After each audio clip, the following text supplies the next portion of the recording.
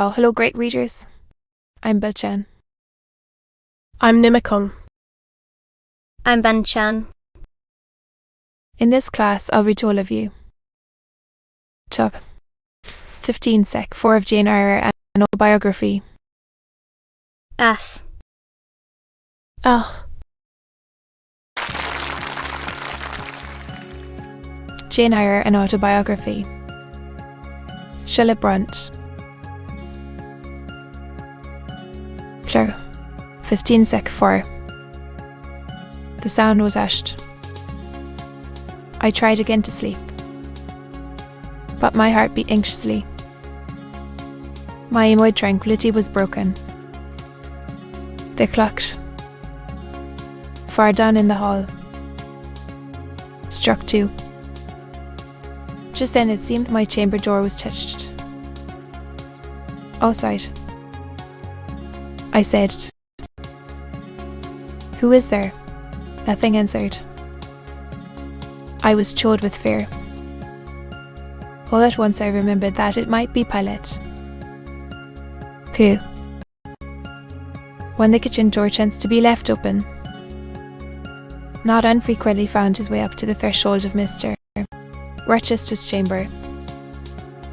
I had seen him lying there myself in the mornings. That he calmed me somewhat. I lay down. Silence composes the nerves. And as an unbroken hush now reigned again through the whole house, I began to feel the return of slumber. But it was not fated that I should sleep that night. A dream had scarcely approached my ear, when it fled affrighted, scared by a mere freezing incident enough. This was a Dominic Lalo, suppressed and deputtered, as it seemed, at the very keyhole of my chamber door. The head of my bed was near the door, and I thought at first the gobbling laugher stood at my bedside, or rather, crouched by my pillow. But I rose, looked round, and could see nothing. While, as I still gazed, the unnatural sound was reiterated, and I knew it came from behind the panels. My first impulse was to rise and fasten the bolt.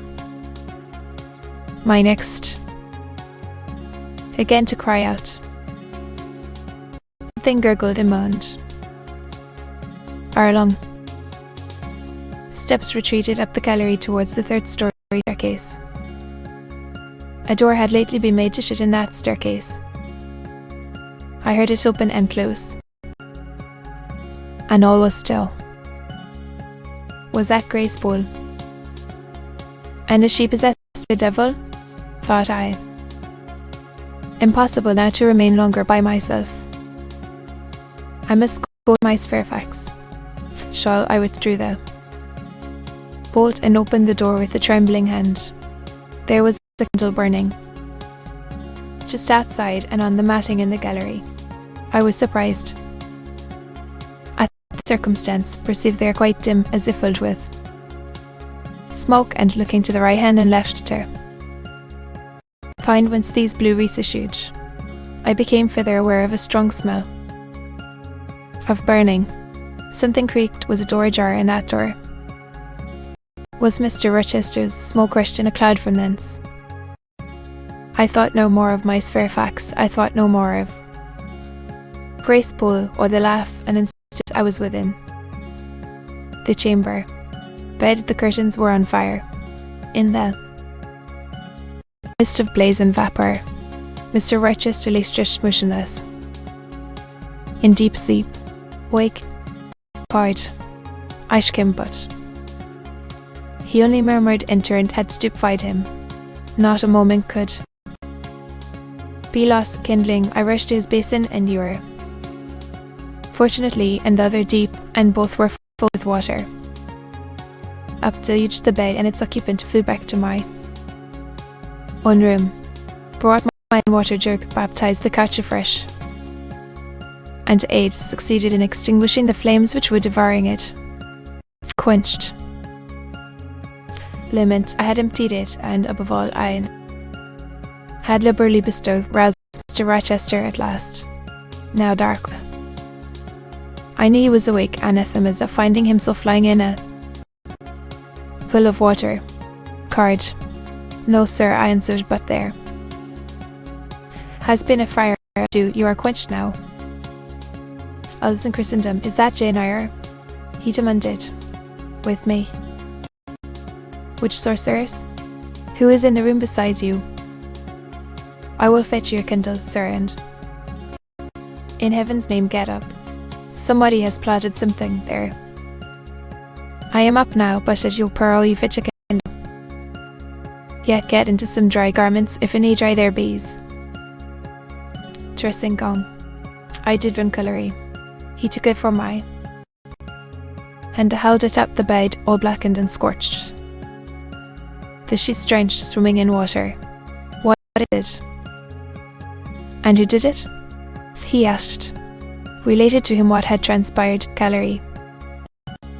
The step ascending to the third story, which had conducted me to his room there, hands on.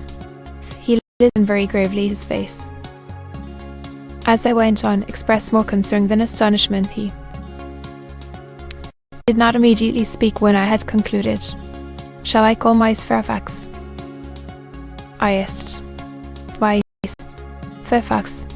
No, the deuce would you. Call her for. What can she do? Will fetch Lee. Not at all, just be still. Show on. If you are not warm enough yonder, wrap it about you and sit down in the armchair, we'll put it on. Now place your feet on the stool, them out of the wet. I am going to leave you a few minutes. I shall take the candle. Amen. Where you are till I return, be as still as a mouse. Story. Don't move, remember, he went, I watched. The light withdraw. He passed up the gallery very softly, little noise as possible, shut it after him, and the last ray vanished. I was left in total darkness. I listened for some noise heard. Then, a very long time elapsed. Grew very cold. In spite of the cloak he sustained, as I was not to rouse the house. On the point of risking Mr. Rochester's displeasure by disobeying his orders, the light once more gleamed dimly on the gallery wall and should feature the matting. I hope it is he. Thought I, re-entered, pale and very gloomy. I have found it, Aloud, said he, setting his candle down on the washstand. How? He made no reply, but stood with his arms folded, looking on the ground. And of a few minutes he inquired in rather a peculiar tone. No, it's so. Wait, you heard an odd laugh? You have heard that laugh before, I should think, yes. Sir, there is a woman who stews here. Cold Grace. Flush lass in that way. Just so. Guessed it. Few. Is, as you say, singular very. Well, shall reflect on the subject. Meantime, only person besides myself acquainted with the precise details of tonight's incident. You are no talking fool. Say nothing about it. This state of affairs pointing to the bed. Rest of the night.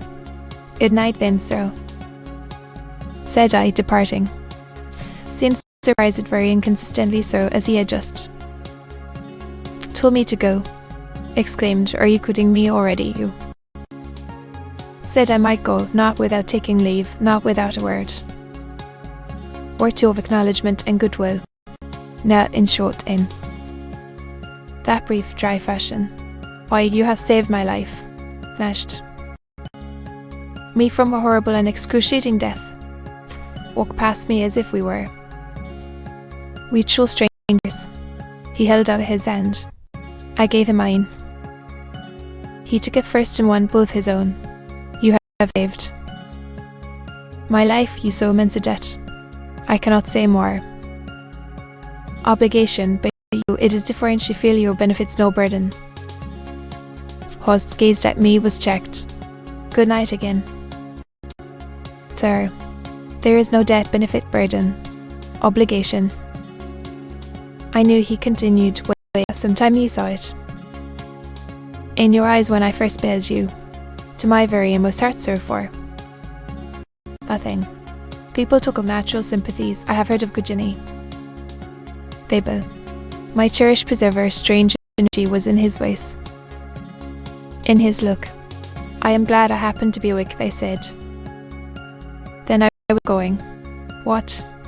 I am cold. Abul, go then, Jane hand. And I could not free it. I bethought myself of an expedient. I think I hear my spherifex move, sir, said I. Well, me, he relaxed his fingers, and I was gone. Regained my couch, but never thought of sleep. But on Queet Sea, where billows of trouble rolled under surges of joy. But sometimes I saw beyond its wild waters ashore of Bela, and now and then a freshening gale, wakened by hope, bore my spirit triumphantly towards the bourne. But I could not reach it. To be continued.